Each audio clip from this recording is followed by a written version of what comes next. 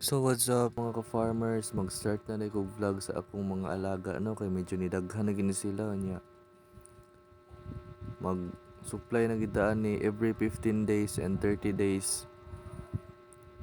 So if gusto ninyo kuha og mga upgraded nga mga piso, nata available no Rhode Island Cross sa native ug basilan. Dagko day gyapon ni sila no, mga 3 months is maabot na sila 1 kilo to 1.5. And muna yung mga second batch, 60 eggs ni sila. Muhatch ni mga mid sa June. So napoday ko yung mga 5 weeks old rin no, pwede na to ni out. Ug napoday tay 2 months old rin yang gamay-gamay ani mo ni mga manghud nilag mga 1 week.